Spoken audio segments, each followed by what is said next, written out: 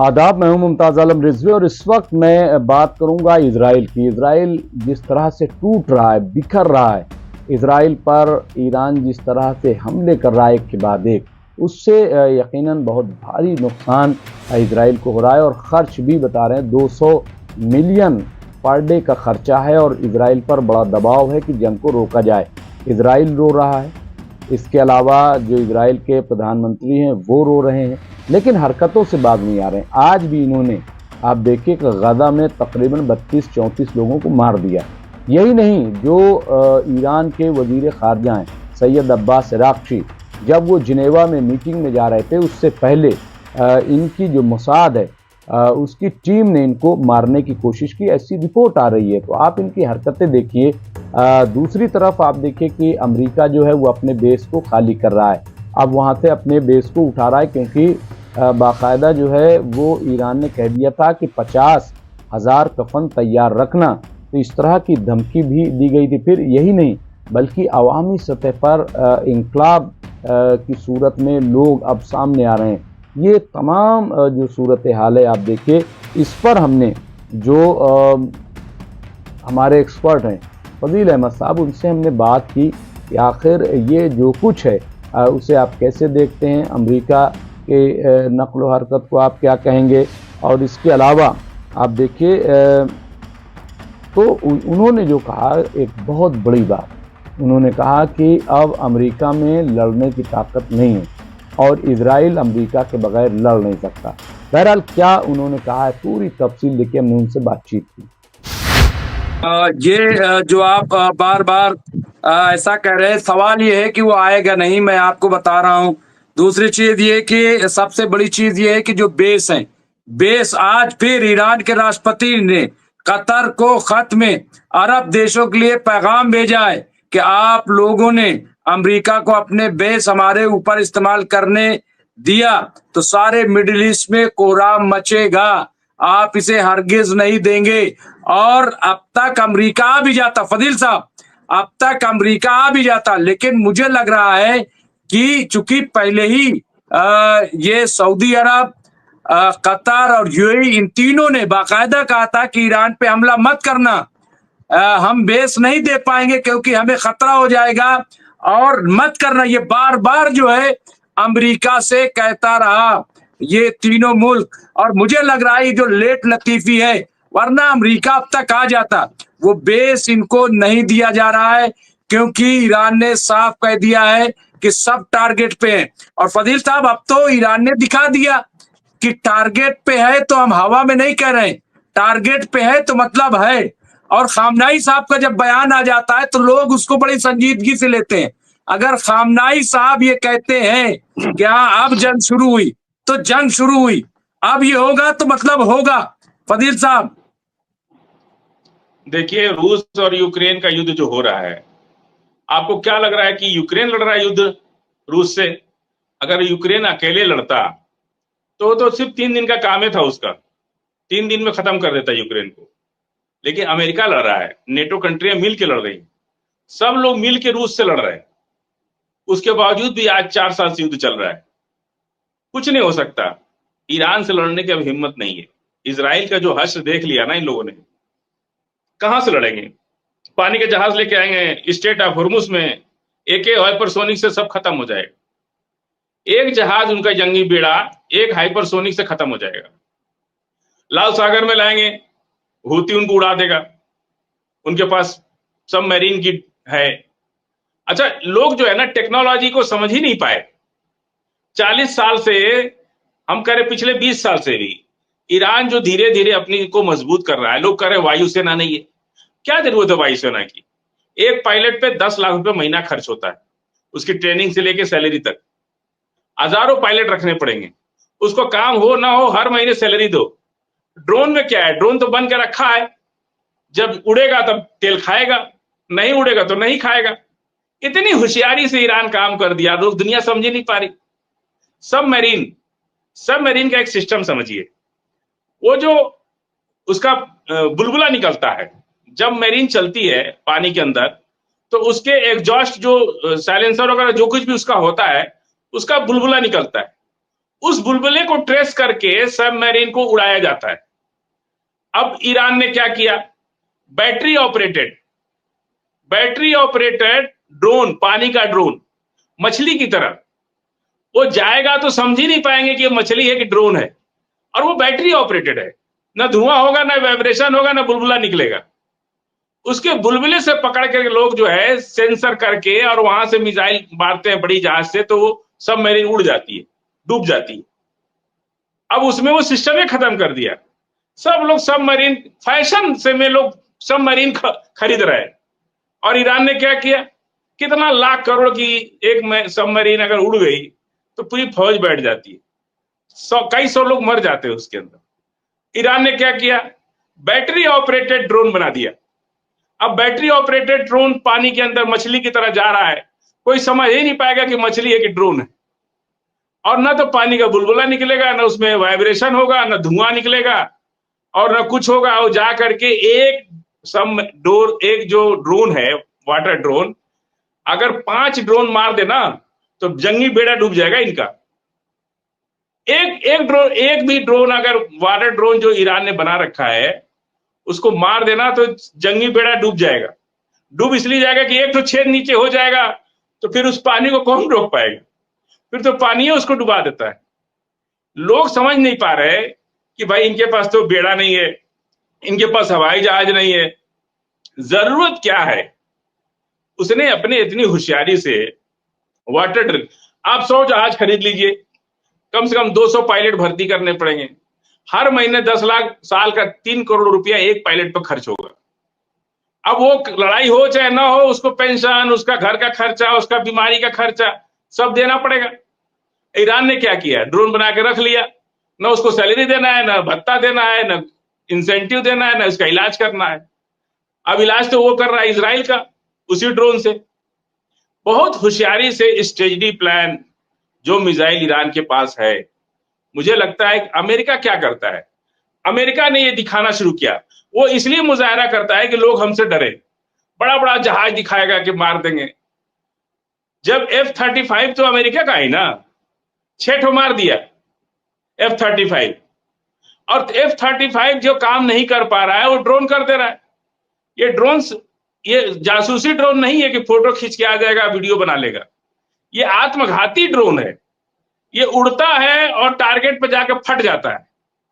समझ रहे हैं आप, ये ड्रोन चाहे वाटर ड्रोन हो चाहे हवा ड्रोन हो, वो उड़ता है और उसके अंदर वार हेड है, वो रिमोट से भी ऑपरेटेड हो सकता है और जाके लड़ के भी हमला कर सकता है। वो सिर्फ फोटो खींचने के लिए नहीं है कि फोटो खींच के चला आया, उसको बोलते हैं जासूसी ड्रोन। उसमें वार हेड्स नहीं जा सकते।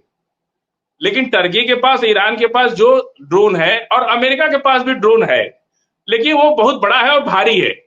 पायलट रहित जहाज उसके पास भी है, वो रडार में आ जाता है। लेकिन जो ड्रोन ईरान के पास है वो पंछी जैसा, अगर ऊपर उड़ता है तो लगता है कि कोई चील कौवा उड़ रहा है। वो ले ही नहीं सकता रडार, उसको किसी भी तरह से नहीं ले सकता, और वो आकाश में जाने के बाद लगता है कि कोई चील कौवा उड़ रहा है। ये खासियत है। और आज इजराइल को अभी तो एक सेना यूज नहीं हुई, पैदल सेना का तो कोई काम ही नहीं पड़ा अभी तक। अभी तो मिसाइल से ही मार रहा है वो ऐसी ऐसी बिल्डिंगें मार के गिरा दिया। और फिर भी कुछ फजील साहब, लोग, पैदल सेना में मैंने पढ़ा था ईरान का एक इंटरव्यू कि इन्होंने लाखों ड्रोन बना रखे हैं, लाखों ड्रोन। और वो ड्रोन ऐसे हैं कि जैसे उन्हें ड्रॉप कर दिया जाए, जैसे फौज को उतारा जाता है, तो वो तकरीबन 4 किलोमीटर तक वो अपने सेंस से वो उस जगह पे पहुंच जाएंगे जहां उनको टारगेट करवाया जाएगा। तो ये इनके पास ड्रोन फौज भी है, मतलब बाकायदा वो गन चलाएंगे, सब चलाएंगे, और जहां उनको कोई कुछ पकड़ेगा तो वो खुदकश हो जाएंगे, यानी फट जाएंगे। इस तरह का भी इनके पास एक फौज पूरी तैयार है ईरान के पास, ऐसा बताया गया। जी फजील साहब। देखिए, लड़ाई जो होती है ना मुमताज भाई, हथियार के साथ साथ हिम्मत से भी होती है। लीडरशिप में कितनी हिम्मत है। एंड टारगेट पर दुश्मन सामने खड़ा है और हमारे लीडर कह रहे हैं कि वापस आ जाओ, तो फौज का मनोबल टूटता है इससे। आप चढ़ा रहे 100 मीटर, 200 मीटर चढ़ गए, 300 मीटर चढ़ गए, अब फिर कह रहे जैसे ही दुश्मन सामने है, आप गोली चलने वाली है, तब कह रहे कि वापस आ जाओ। तो लगता है कि जो आर्मी की ट्रेनिंग करा हुआ जवान होता है ना, जो सोल्जर होता है, जो कैडेट होता है, उसके दिमाग में ना बहुत जुनून होता है। उसकी मां मर रही है घर पे, उसको वो याद नहीं है। उसको क्या याद है कि हम वार में हैं, हमको मिटा देना है दुश्मन को। उसकी बीवी बीमार है, उसका बच्चा मर गया।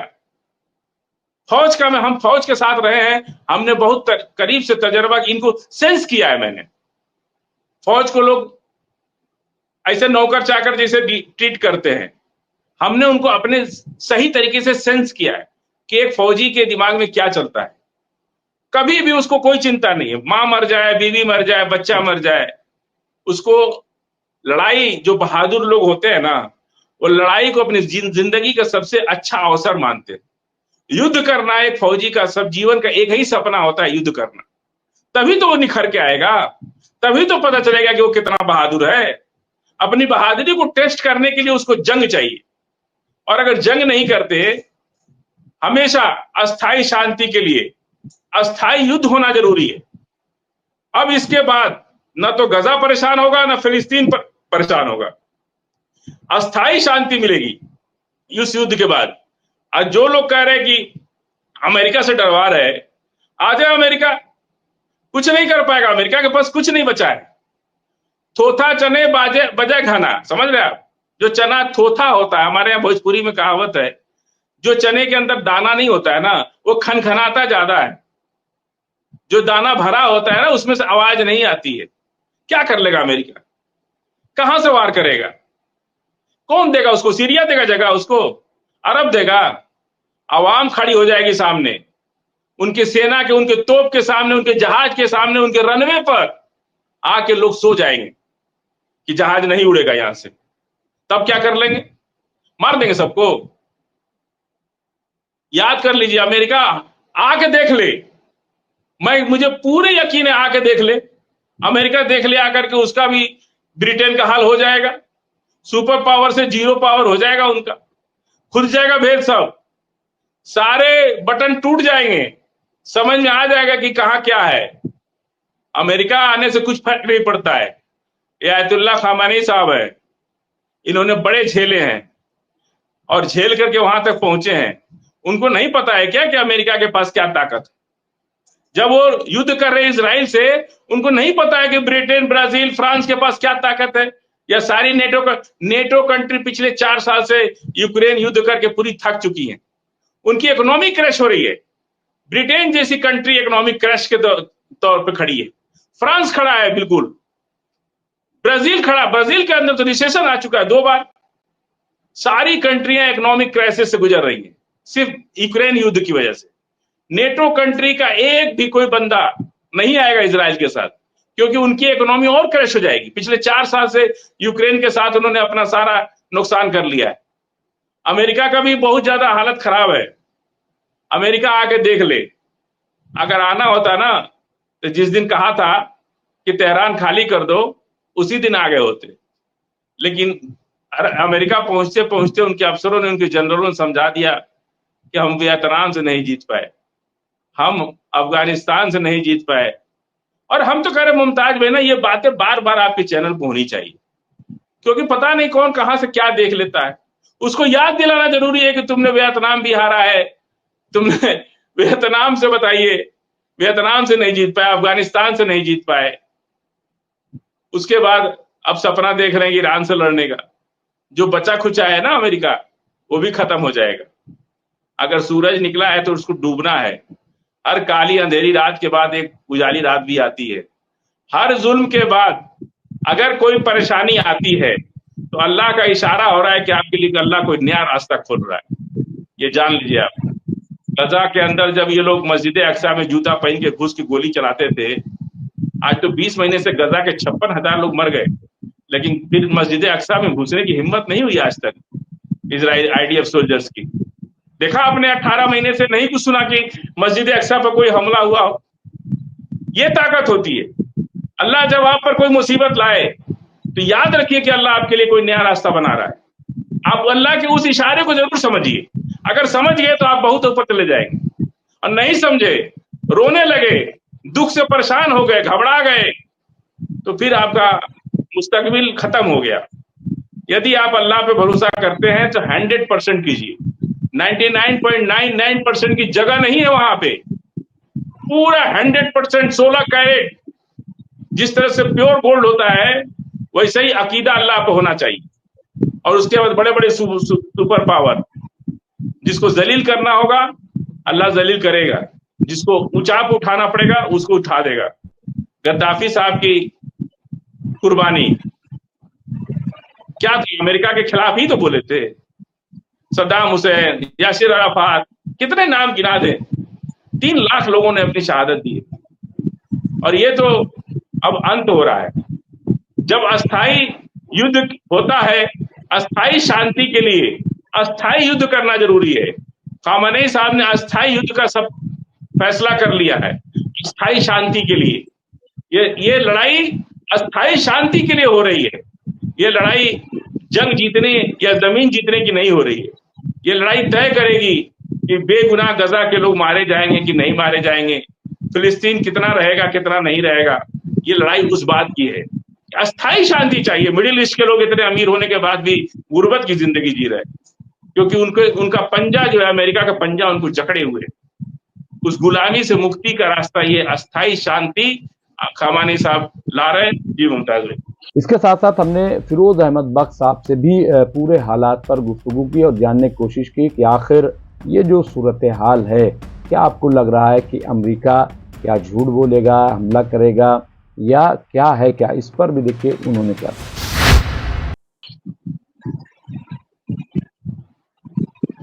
ये आप एक सही जो तज्जिया है, सही रिपोर्ट वो आपने पेश की और एक पूरा जायजा लिया है फदील अहमद साहब। और फदील अहमद साहब जो है इस वक्त जिस तरह से, जिस अंदाज से और कह रहे थे कि बार बार ये बताना चाहिए कि आप वियतनाम में हार गए, आपको अफगानिस्तान से भागना पड़ा, आपको इराक छोड़ना पड़ा और सबसे दूर न जाइए। फदील साहब आप देखिए, ये कह रहे हैं ये कर लिया वो कर लिया। अरे ये पिछले 20 महीने से अपने कैप्टिव नहीं छुड़ा पाए, वहां तक नहीं पहुंच पाए।